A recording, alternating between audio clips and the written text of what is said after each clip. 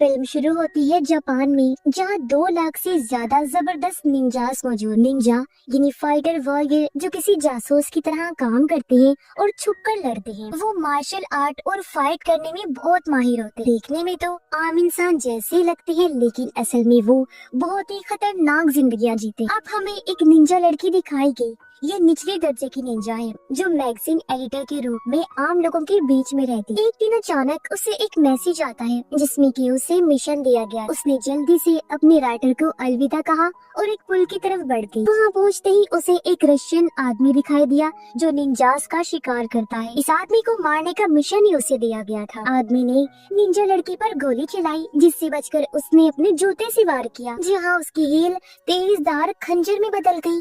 वो आदमी उससे अपना बचाव करता गया और अपनी बंदूक से लड़की पर गोली चलाता रहा, लेकिन उसने बचकर कुछ निंजा स्टार उसकी तरफ फेंके, जो नोकदार थे और उसके टांगों पर जोर से टांग मारती है। लेकिन फिर भी वो आदमी रुकता नहीं। लड़की के करंट वाले रॉड का भी उस पर असर नहीं हो रहा था और लड़की को जोर से जमीन पर दे मारता है। कुछ दूरी से एक दूसरा निंजा ये सब देख रहा था, जो दरअसल सीनियर निंजा होता है। अब वो आदमी लड़की को गोली मारने ही वाला था, लेकिन गोली चलने से पहले उसकी बाजू में टूथपिक आकर लग गई। जैसे उसने पलट कर देखा तो एक लड़का उसकी तरफ बढ़ता हुआ आ रहा था। ये भी एक निंजा है, जिसका नाम है कुरु, जो हमारी मूवी का हीरो है। कुरु ने बहुत ही आसानी से उस रशियन आदमी को हरा दिया और आखिर में अपनी टांगों में उसका सर फंसाकर गला घोटकर उसकी जान ली। फिर वो निंजा लड़की से कहता है, मैं जा रहा हूँ, बाकी आगे जो करना है आप देख लेना। ये सुन लड़की एकदम हैरान हो गई। उसने सोचा कैसा आदमी है ये। वो उसे कहती भी है कि उसे तुमने मारा है, अपना सारा क्रेडिट मुझे क्यों लेने दे रही हो। उन्होंने जवाब दिया कि इतना काम नहीं करना मुझे, मैं घर जा रहा हूँ, नींद आ रही है, मुझे सोना है। जिससे हम अंदाजा लगाते हैं कि कुरो निंजा तो बहुत कमाल का था, लेकिन आलसी भी बहुत था। हर टाइम उसे नींद आती रहती थी, इसलिए वो चुपचाप वहाँ से चला जाता है। वो एक पुराने घर में रहता है। अकेले बोर होते हुए वो फूंक मार मार कर टूथपिक का तीर बनाने की प्रैक्टिस करता रहता है। तभी अचानक कोई उसके कमरे में बिना आवाज किए घुस आता है।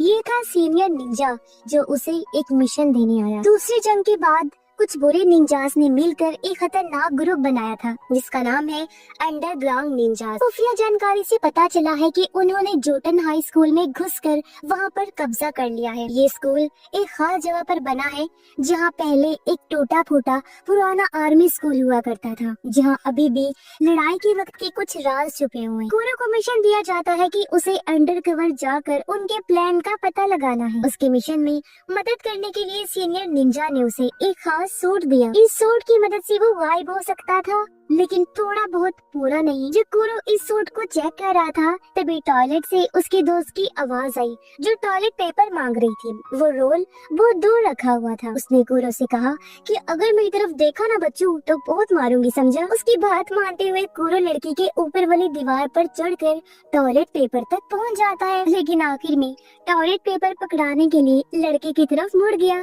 जिसके लिए बेचारे के मुंह पर लड़की जोरदार चप्पल फेंक के मारती है। अगली सुबह कुरो जोटन हाई स्कूल जाता है। वहाँ उसे पता चला कि मुझे एंट्रेंस का पेपर देना होगा। वो बहुत ज्यादा परेशान हो जाता है। उसने एक पल के लिए सोचा कि छोड़ो, मिशन पूरा करके क्या ही करना है, यहाँ से निकल जाता हूँ।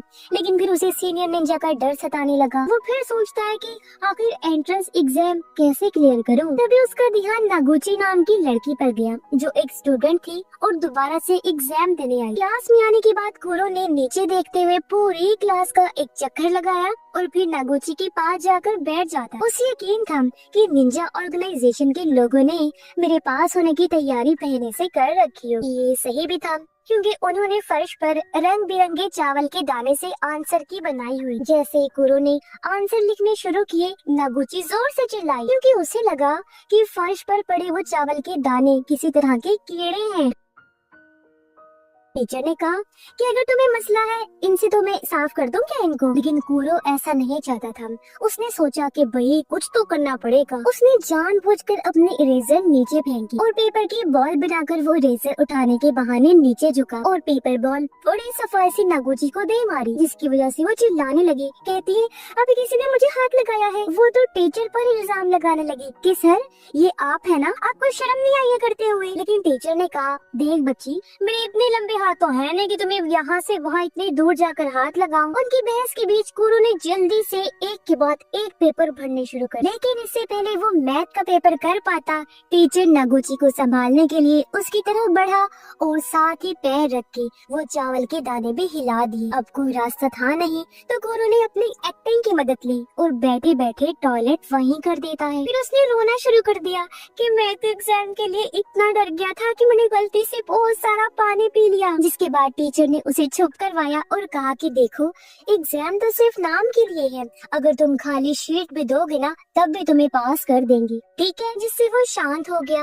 अब कुरु स्कूल के बारे में जानकारी हासिल करना चाहता था, तो वापस जाते हुए उसने नागुची का इंतजार किया और दोनों साथ चलकर घर जाने लगे। कुरु का घर पहले आ गया तो उसने नागुची से कहा कि चलो मेरे घर चलते। नागुची थोड़ा हिचकिचाई, फिर मान जाती है और दोनों उसके घर की छत पर पहुंच जाते हैं। उनकी बातचीत के दौरान नागुची ने बताया कि क्लास में कुछ शरारती बच्चे हैं, वो हो सकता है तुम्हें परेशान करें। मेरा एक दोस्त है, उसे उन्होंने इतना परेशान किया कि वो बेचारा क्लास आना ही छोड़ गया। साथ ही उसने बताया कि हमारे स्कूल के नीचे काफी खुफिया टनल्स हैं, सुरंगें हैं जो दूसरे जंग के टाइम की एक पुरानी मिलिट्री बेस तक जाती हैं। ये सुन कुरु समझ गया कि शायद अंडरग्राउंड निंजा ग्रुप किसी मिलिट्री बेस के पीछे है। जब सूरज डूबने लगा तो नागुची ने कहा कि मुझे अब घर जाना चाहिए, लेकिन अचानक ही वो छत से फिसलकर गिर गई। नीचे गिरने से पहले ही कुरु ने छलांग लगाकर उसे बड़ी आसानी से पकड़ लिया। जैसे ही दोनों नीचे गिरे, कुरु के सूट का सेफ्टी मोड ऑन हो गया जो कुशन की तरह बन जाता है। लेकिन इस डर की वजह से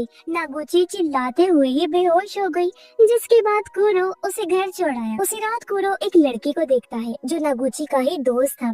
अगले दिन कुरु उसे स्कूल ले गया, ये कहकर कि टेंशन मत ले, अगर किसी ने तुम्हें परेशान किया तो मैं तुम्हें बचाऊंगा। लेकिन स्कूल पहुँचते ही वो लड़के फिर से उसे परेशान करने लगे, मगर वो भूल गए थे कि इस बार कुरु उसके साथ है। तब कुरु ने अपने पैर से नागुची के दोस्त का पैर पकड़ा और जोर से उसे बुरे लड़के को दे मारा, जिससे वो लड़का दर्द में तड़पने लगता है। लेकिन नागुची के दोस्त को समझ नहीं आई कि हुआ क्या, और फिर कुरु पीछे लाइन में जाकर बैठ जाता है। तभी उसके चेहरे पर लेजर की लाल रोशनी पड़ी जो एक टेडी बेयर से आ रही। ये दरअसल निंजास का सिग्नल था एक दूसरे से बात करने का। और तब कुरु क्लास से उठकर बाहर चला जाता है। वो जब छत पर आया तो यहाँ एक लड़का था जो हाई रैंक निंजा होता है। जिस दिन कुरु ने उस रशियन आदमी को मारा था तब ये भी वहाँ था। कुरु की तरह वो भी स्कूल में एक खुफिया निंजा के रूप में है, जिसका काम ये पता लगाना कि अंडरग्राउंड निंजा ग्रुप में कौन कौन है। उन दोनों के साथ साथ यहाँ एक और निंजा बेस बदल कर रह रहा है जो स्कूल का डायरेक्टर है। वो कुरु को एक रूम में मिलने बुलाता है और फिर वहाँ से गायब हो गया। तभी कुरु ने देखा कि नागुची का दोस्त फिर से मुसीबत में फंस गया है। वो अपने जिस्म के ऊपर वाले हिस्से को बिल्कुल गायब करके वहाँ एक बॉक्स पहनकर उनके सामने चला गया। लड़कों ने जब उसे देखा तो समझ ही नहीं पाते कि आखिर ये है क्या। एक ने जैसे टांग मारी जानने के लिए कि आखिर ये कौन है, तब उल्टा वो खुद ही नीचे गिर गया। कुरु ने पहले उस लड़के को सबक सिखाया, फिर नागुची के दोस्त के पीछे खड़ा होके उसकी हाथ पकड़ लिए। उसके हाथ से एक लड़के को जोरदार मुक्का मारा ताकि स्कूल में कुरु का नहीं बल्कि नागुची के दोस्त का नाम हो। इसके बाद कुरु डायरेक्टर से मिलने उस रूम में चला गया, लेकिन डायरेक्टर ने अचानक पीछे से एक तलवार निकाल ली और कुरु पर हमला कर दिया, क्योंकि वो दोनों एक दूसरे को अंडरग्राउंड निंजा ग्रुप का मेंबर समझ रहे थे। कुरु ने डायरेक्टर के हर एक वार का जबरदस्त जवाब दिया। जब उसे समझ आया कि डायरेक्टर अंडरग्राउंड निंजा ग्रुप से नहीं है तो उसने कहा, पीछे हट जाइए, क्योंकि हमारी सैटेलाइट आपके ऊपर निशाना बनाए हुए है। अगर मैं चाहूँ तो 1 सेकंड में आपको खत्म कर सकता हूँ। डायरेक्टर को लगा कि कुरु ऐसे लंबी लंबी फेंक रहा है, क्योंकि उस जैसे लो क्लास निंजा के पास सैटेलाइट का एक्सेस हो ही नहीं सकता। लेकिन तभी आसमान से सैटेलाइट ने हमला किया और लेजर बीम नीचे आई। डायरेक्टर की तलवार को सीधा बीच में से काट दिया जाता है, जिससे डायरेक्टर को समझ आ गया कि भाई कुछ भी हो जाए कुरु से पंगा बिल्कुल नहीं लेना। तब कुरु वहाँ से निकल जाता। जैसे ही वो बाहर आया तो उसने देखा कि उसकी क्लास की सबसे मशहूर लड़की उसका इंतजार कर रही थी। वो कुरु को देखकर अजीब सा मुस्कुराती है और बिना कुछ कहे वहाँ से चली जाती है। उसी दौरान एक स्टोर का सीन दिखाया जाता है। जब एक कस्टमर बाहर निकला तो स्टोर का सेंसर वाला दरवाजा खुद ब खुद खुला और फिर बंद हो जाता है, जिससे कोई ना दिखने वाली चीज अंदर घुस आई हो, यानी इनविजिबल पावर, जिसका वजूद तो होता है लेकिन वो नजर नहीं आती। फिर कुछ देर बाद स्टोर का सामान अचानक गिरने लगता है। ये देखकर स्टोर में मौजूद औरत ने लड़ने की कोशिश की क्योंकि वो समझ गई थी और एक निंजा थी, लेकिन उस इनविजिबल आदमी ने तलवार मार कर उसे वहीं खत्म कर दिया। तभी निंजा लड़की को एक मैसेज मिला कि उसकी मास्टर को किसी ने मार दिया है। मास्टर दरअसल स्टोर वाली लेडी थी और तभी निंजा लड़की पर भी हमला हो जाता है, जिससे वो समझ गई कि ये आदमी जरूर किसी अंडरग्राउंड निंजा ग्रुप का है, क्योंकि उनके पास ही ऐसा स्पेशल सूट होता है जो एक इंसान को पूरी तरह गायब कर देता है, जबकि उनका अपना सूट सिर्फ आधे इंसान को गायब करता है। इसी वक्त जब एक स्टूडेंट लड़की स्कूल से घर जा रही थी तो उस इनविजिबल आदमी ने उसे भी पकड़ लिया। ये देख निंजा लड़की इनविजिबल आदमी को कहती है कि तुम किसी आम इंसान को नुकसान मत पहुंचाओ, वो बेकसूर है। उधर नागोची जो अपने कमरे में थी कुरो के बारे में सोच रही थी, क्योंकि वो उसे पसंद करने लगी थी। उसके साथ एक खुशहाल जिंदगी गुजारने के सपने देख रही और तभी हम देखते हैं कि कुरो उसके बिस्तर के पास ही बैठा हुआ है। हालांकि आधी रात हो गई है, वो कब से चुपचाप बैठा हुआ उसे गौर से देख रहा था। फिर कुरो ने उसे बताया कि स्टोर में काम कर रही एक निंजा मास्टर को मार दिया गया है और मुझे डर है कि अंडरग्राउंड निंजा गैंग जल्दी हमला करने वाले हैं। हमारे स्कूल में एक बहुत ही जबरदस्त लड़ाई छिड़ने वाली है, इसलिए मैं ये कहने आया हूँ कि तुम कुछ दिनों के लिए स्कूल मत आना, ठीक है? और फिर आगे कुछ कहे बिना खिड़की से बाहर कूदकर गायब हो जाता है। इसके बाद हम देखते हैं एक आदमी ऐसे भाग रहा होता है जैसे कोई उसके पीछे पड़ा हो। अचानक एक निंजा स्टार उसका पीछा करने लगा और मौका मिलते ही उसके टांग में घुस जाता है, जिससे वो आदमी वहीं गिर पड़ा। उसका नाम सरुटा होता है, जो पहले कुरो की टीम का ही एक निंजा था, लेकिन अब उसने वो ग्रुप छोड़ दिया। फिर उसका पीछा कर रहा वो इनविजिबल आदमी पूछता है, क्या तुम अंडरग्राउंड निंजास के साथ जुड़ना चाहोगी? तब सरुटा फौरन मान जाता है। उसने कहा कि लोगों को मारने में तो मुझे वैसे भी बहुत मजा आता है। पता चलता है कि जो इनविजिबल निंजा सभी निंजास को मार रहा था वो कोई और नहीं बल्कि सरुटा ही है। अगली सुबह जब एक स्टूडेंट स्कूल जा रहा था तो सरुटा ने एक ही झटके में उसकी गर्दन तोड़ दी और उसकी बॉडी को अपने साथ ले जाता है। उधर कुरो के मना करने के बावजूद भी नागुची उसे ढूंढते हुए स्कूल आ गई। तभी स्कूल के डायरेक्टर ने उसे देख लिया। नागुची ने घबराहट में सब कुछ बता दिया कि कुरो ने मुझे बताया था कि स्कूल तबाह होने वाला है। डायरेक्टर समझ जाता है कि लड़ाई छिड़ने ही वाली है।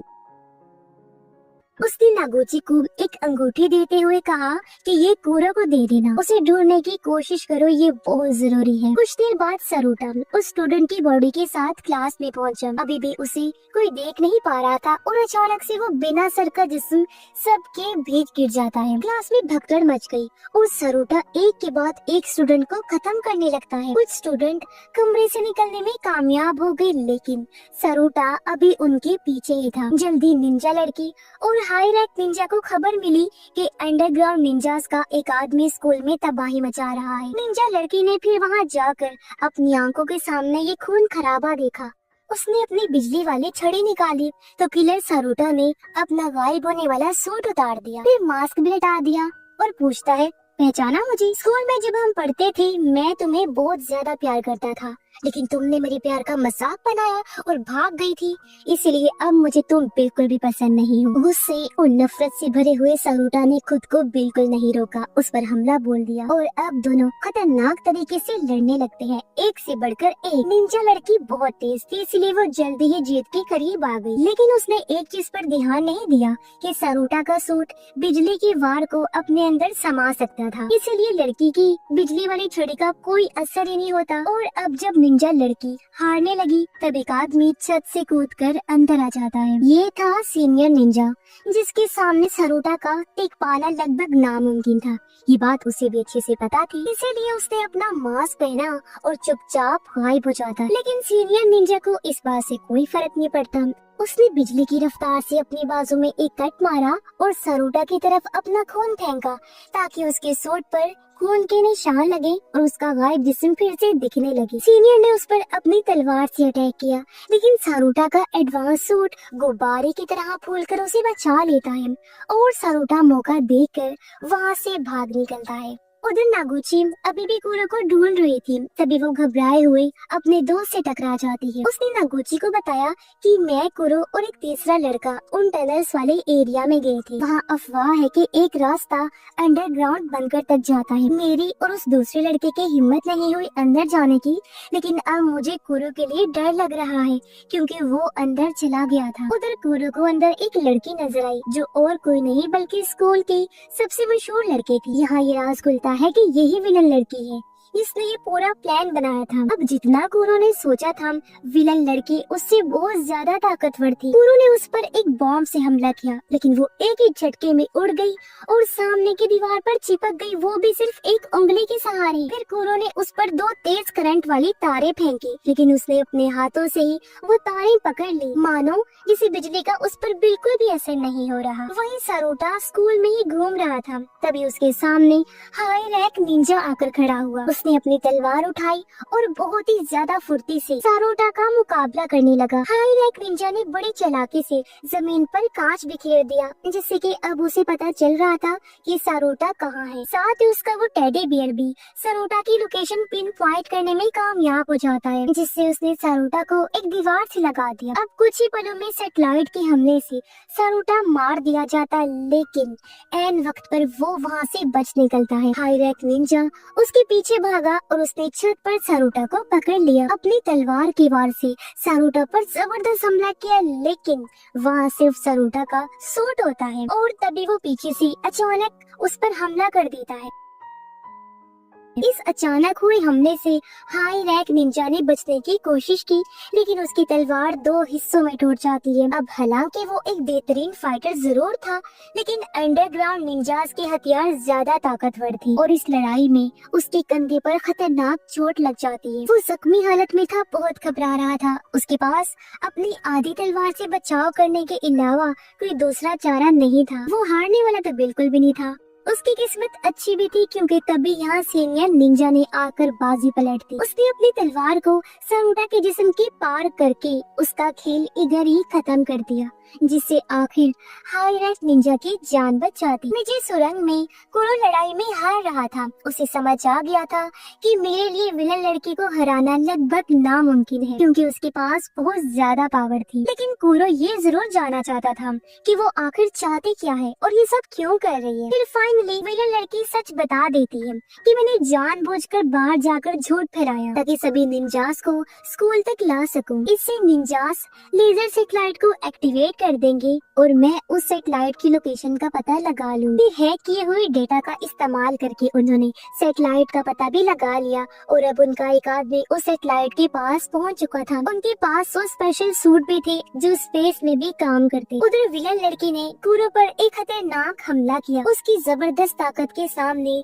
कुरो लगातार बस अपना बचाव ही कर रहा था, लेकिन असल में वो सिर्फ टाइम पास कर रहा था क्योंकि उसे उम्मीद थी कि कहीं से मेरे दोस्त आ जाए और मुझे बचा ले। और तभी वहाँ नागुची अपनी दोस्त के साथ आ गई। नागुची ने कुरो को वही अंगूठी दी जो डायरेक्टर ने उसे कुरो को देने के लिए कहा था। कुरो ने अंगूठी पहनी और उसके एंटीना को ऑन करता है। तभी एक ड्रोन तलवार लेकर वहाँ आ जाता है। कुरो वो तलवार उठाता है और पैर से धूल उड़ाकर विलन लड़की की तरफ फेंकता है। फिर मौका देखकर वार कर दिया और दोबारा से दोनों डट कर एक दूसरे का सामना करने लगते। लेकिन कुरो समझ गया कि विलन लड़की के ऊपर सीधा वार करना बेवकूफी है। उसे चकमा देकर अचानक अटैक करना होगा। उसका गायब कर देने वाला सूट भी अब किसी काम का नहीं था क्योंकि वो सिर्फ आधा जिस्म का हिस्सा गायब कर सकता था। सूट एक्टिवेट करने के बावजूद भी विलन लड़की उसे देख पा रही थी। कुरो ने अपने दिमाग में कई सारे आइडियाज सोचे कि अगर मैं ऐसे लड़ूं तो क्या होगा, वैसे लड़ूं तो क्या होगा। उसने अलग अलग तरह से चकमा देते हुए वार किया भी, लेकिन हर बार वो हार रहा था। आखिरकार उसे समझ आ जाती है कि मैं इस तरह नहीं जीत पाऊंगा। उसके पास एक ही तरीका था विलन लड़की को हराने का। उसने जबरदस्त टेक्निक से सीधा हमला शुरू किया और वो अपनी जान की परवाह ना करते हुए आगे बढ़ जाता है, जिसके बाद उसकी तलवार विलन लड़की के आर पार हो गई। लेकिन अफसोस के साथ उसकी भी तलवार कुरो के आर पार हो जाती है। उसने विलन लड़की को धक्का देकर तलवार खींच ली और वो वहीं मारी जाती है। कुरो पहले ही अपनी पूरी हद तक पहुंच चुका था। वो लड़खड़ाता हुआ अब जख्मी होकर नीचे गिर पड़ा। नगुची ने जल्दी से उसे उठाया और दोनों वहाँ से निकलने लगते हैं। अंडरग्राउंड निंजा ग्रुप का वो आदमी सैटेलाइट के अंदर घुस गया था और उसने सिस्टम में वायरस अपलोड कर दिया, जिसके बाद पूरा लेजर सिस्टम उनके कंट्रोल में आ चुका था। जैसे उसने डायल घुमाया, वहाँ पावर की लेवल को हद से बढ़ा दिया गया और लेजर की टारगेट पर स्कूल को सेट कर दिया जाता है। इसलिए साइज बढ़ाकर हमला करने की वजह से पूरा स्कूल तबाह होना शुरू हो जाता है। सब कुछ तहस नहस हो रहा था और बाहर निकलने का रास्ता भी बहुत दूर था। नगुची और कुरो भी बाहर निकलने की कोशिश कर रहे थे, लेकिन कुरो बुरी तरह से जख्मी था। उसे समझ लग चुकी थी कि मैं जिंदा नहीं बच पाऊंगा, इसीलिए उसने अपना गायब होने वाला सूट उतार कर नगुची पर डाल दिया। सारा मलबा इन दोनों के ऊपर गिरने लगता है। कुछ देर बाद का सीन हम देखते हैं जहाँ नगुची वहाँ से बाहर निकल आई, क्योंकि उस खास सूट ने उसकी जान बचा ली थी। लेकिन बेचारे कुरो ने दुनिया को बचाने के लिए अपनी जान की कुर्बानी दे दी। और इसी के साथ ये फिल्म इधर ही खत्म हो